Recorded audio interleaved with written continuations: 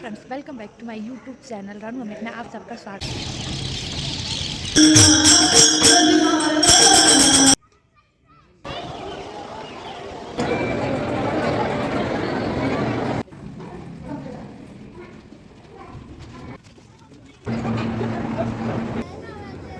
Friends, welcome back to my YouTube channel Ranu Amit में आप सबका स्वागत है। मैं हूँ आप सबकी दोस्त रानू। चलिए, आज मैं अपना ब्लॉग एकदम सुबह सुबह मॉर्निंग में स्टार्ट कर रही हूँ। सुबह के अभी 6:24 हो रहे हैं।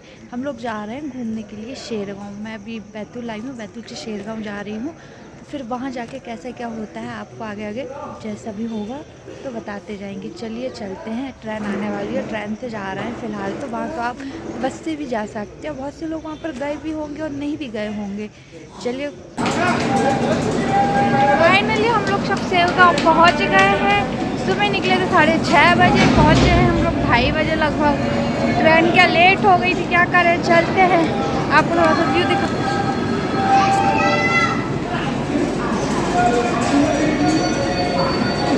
ट्रेन आई है, प्लेटफॉर्म नंबर 2 पे आई है। से मिला।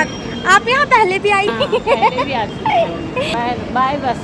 हाँ, बाय ट्रेन से फर्स्ट टाइम आए हैं। हाँ, कैसा क्या एक्सपीरियंस रहा? ट्रेन तो बहुत अच्छा। अच्छा जी। चलो, अभी यहाँ से कैसे जाना पड़ेगा? अब यहाँ से ऑटो से जाना पड़ेगा। अच्छा। ये शेरगांव का रेलवे स्टेशन है। आप रेलवे स्टेशन से जैसे ही बाहर निकलते हैं यहाँ पर बहुत सारे ऑटो आपको मिल जाते हैं मंदिर तक और मंदिर के साथ साथ भक्ति निवास तक ले जाने के लिए। सबका चार्ज 10-10 रुपये एक सवारी का लेते हैं। यहाँ पर आप थोड़ी देर वेट करोगे तो ट्रस्ट की ओर से बस भी चलती हैं जो फ्री सेवाएं होती हैं, आप उससे भी जा सकते हैं। फ़िलहाल हम यहाँ ऑटो से जा रहे हैं, चलिए चलते हैं। हम यहाँ पर मंदिर के पास वाले भक्ति निवास पर आए हैं। ऐसा नहीं है आप यहाँ पर आएँ और तुरंत आपको यहाँ पर रूम मिल जाए, ऐसा नहीं हो। रूम के लिए लंबी वेटिंग लाइन होती है। आप 1-1.5 घंटे वेट करने के बाद आपको रूम यहाँ पर मिल जाए। अगर आपको यहाँ पर रूम नहीं मिल रहा हो तो इस संस्था के 2 और भक्ति निवास हैं, आनंद विहार भक्ति निवास और विसावा भक्ति निवास। सभी भक्ति निवास में वेटिंग लाइन होती है, आपको थोड़ा सा वेट करना रहता है। वेट करने के बाद आपको यहाँ पर रूम मिल जाते हैं। लेकिन यहाँ पर आप जितने भी सदस्य आ रहे हो सबका आधार कार्ड लाना ज़रूरी है। भक्ति निवास में रूम आप अपने अकॉर्डिंग ले सकते। एसी वाले, नॉन एसी, कूलर वाले, सबका चार्ज अलग अलग है। आप अपनी सुविधा के अनुसार यहाँ पर रूम ले सकते हैं। सभी भक्ति निवास में आपको चाय, नाश्ते और खाने की भी सुविधा मिल जाती है। इसके लिए आपको इसको पे करना रहता है। आप इस भक्ति निवास को ऑनलाइन बुक नहीं कर सकते हैं। यहाँ आने के बाद ही आप यहाँ का रूम बुक कर सकते हैं। चलिए, हम आपको भक्ति निवास से मंदिर तक लेकर चलते हैं। जैसे ही मंदिर के पास वाले भक्ति निवास से बाहर निकलते हैं तो बाहर का कुछ ऐसा नज़ारा है, आप देख सकते हैं। यहाँ आपको मंदिर तक पूरी रोड पर प्रसाद और सामान, फूल मालाओं की दुकान मिलेंगी। बच्चों की खिलौने की भी दुकानें हैं। यहाँ से मंदिर तक आपको यही दुकानें मिलेंगी। चलिए चलते हैं। मंदिर सुबह 5 बजे खुल जाता है और रात के 10 बजे तक खुला रहता है। आप सुबह 5 बजे से लेकर रात के 10 बजे तक मंदिर में आकर संत गजानंद महाराज जी की समाधि के दर्शन कर सकते हैं। चलिए, आपको यहाँ सामने ये गेट दिख रहा है, ये मंदिर के अंदर का एंट्री गेट है। चलिए अपन अंदर चलते हैं।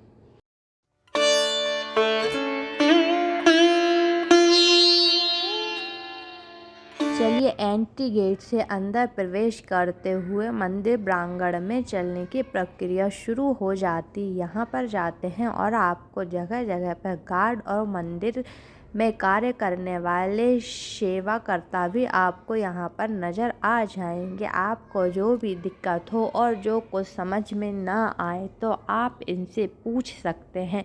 चलिए अपन अंदर चलते हैं।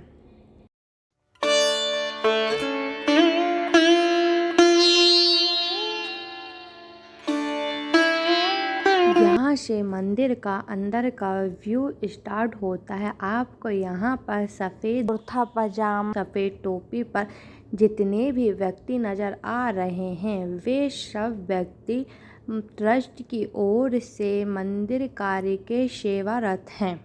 और यहाँ पर कहाँ कहाँ कौन सी चीज़ें हैं उसके लिए एक बोर्ड बना हुआ है, उसे देखकर भी आप समझ सकते हैं। यहाँ पर सभी लोग अपने जूता चप्पल उतारने के लिए ट्रस्ट की ओर से जूता चप्पल का स्टैंड बनाया गया है। स्टैंड भी बहुत बड़ी जगह में बनाया गया है। आप यहाँ अपने जूता चप्पल सुरक्षित रख सकते हैं। इसका कोई चार्ज नहीं लगता है। यहाँ पर व्यवस्थाओं पर बहुत ध्यान दिया जाता है। यहाँ भी कोई भी चीज़ कहीं भी रख या फेंक नहीं सकते। हर चीज़ को व्यवस्थित रूप से व्यवस्थित किया गया है और ट्रस्ट की ओर से स्वच्छता पर बहुत ध्यान दिया गया है। यहाँ पर इस चीज़ का भी ध्यान रखा गया है कि भक्तों को किसी भी चीज़ की असुविधा ना हो, इन सब का भी विशेष ध्यान दिया गया है। मंदिर परिसर में भक्तों के लिए पर्याप्त मात्रा में शुद्ध पेयजल की भी व्यवस्था की गई है।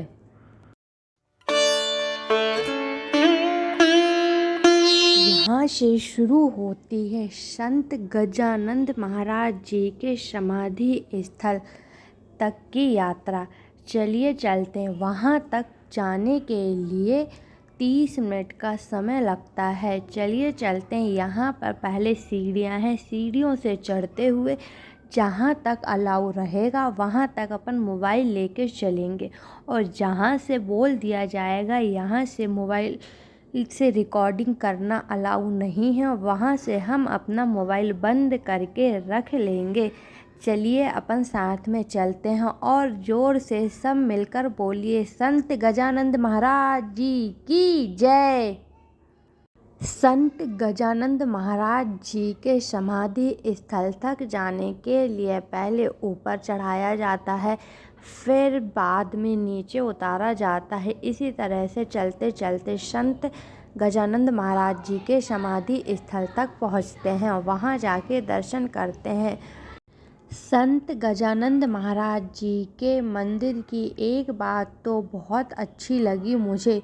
यहाँ पर किसी को किसी प्रकार का वीआईपी ट्रीटमेंट नहीं दिया जाता और ना ही वीआईपी दर्शन कराए जाते हैं। यहाँ पर महाराज जी के लिए सभी भक्त वीआईपी होते हैं, इसीलिए सबको एक समान दर्शन कराए जाते हैं। किसी को किसी प्रकार का वीआईपी पास नहीं दिया जाता है, ना ही यहाँ पर उस चीज़ की व्यवस्था की गई है। आप यहाँ पर देख सकते हैं कि यहाँ पर संत गजानंद महाराज जी की एक पेंटिंग लगाई गई हुई है।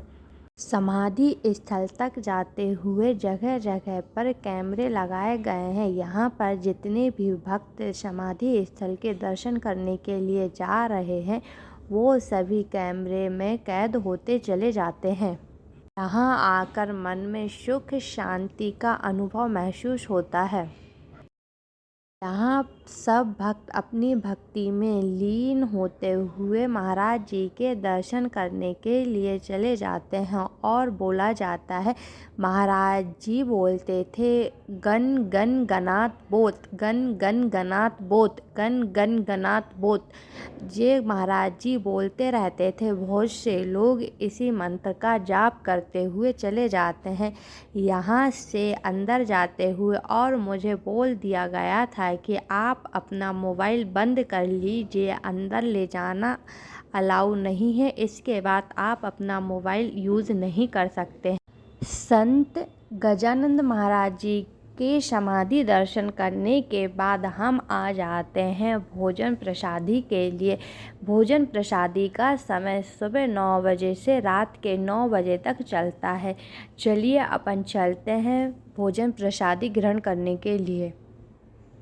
यहाँ पर शंकर जी और अन्नपूर्णा माता जी की प्रतिमा बनाई गई है। यहाँ पर आप इतने सारे जो भक्त देख रहे हैं, ये सब भक्त महाप्रसादी ग्रहण करने के लिए खड़े हुए हैं। यहाँ पर जो भी भक्त आता है वो सभी भोजन प्रसादी ग्रहण करके ही जाता है। भोजन प्रसादी के लिए 3 से 4 कक्ष बनाए गए हुए हैं। जैसे भक्त आते जाते हैं उसी हिसाब से इन कक्षों को खोल दिया जाता है। सबसे पहले आपको थाली पकड़ाई जाती है, फिर उसके बाद आपको भोजन परोसा जाता है। आपको भोजन परोसने के बाद आप जगह पे बैठ जाते हैं, फिर आपको जो चाहिए रहता है तो वो बारी बारी से आके परसते जाते हैं। प्रतिदिन रात्रि 8 बजे से 9 बजे तक भजन संध्या का कार्यक्रम चलता है। मैंने भजन संध्या के कार्यक्रम को थोड़ा सा रिकॉर्ड किया हुआ है, जो कि इस प्रकार से है।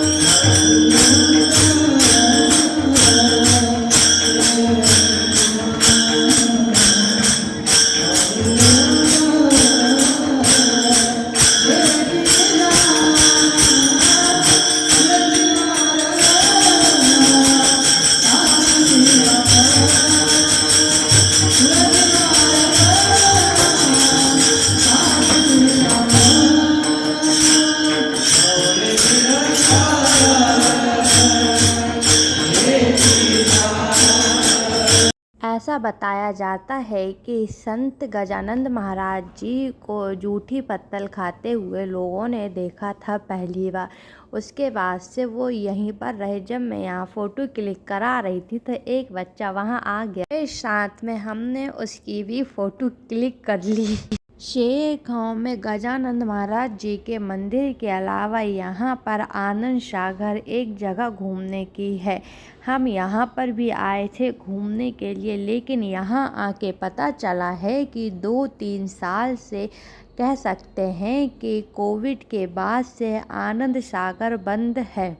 यहाँ पर केवल दर्शन करने के लिए मंदिर खुले हुए हैं, बाकी यहाँ की जो घूमने की चीज़ें हैं वो यहाँ पर सब बंद हैं। आप यहाँ पर आ रहे हैं तो सोच समझ कर आइए। अगर आपको मंदिर में भगवान जी के दर्शन करना है तो आप यहाँ पर आ सकते हैं, और आप चाहें यहाँ आकर और भी चीज़ घूमें, उसका भी लुत्फ़ लें। यहाँ पर वो सब चीज़ें बंद हैं।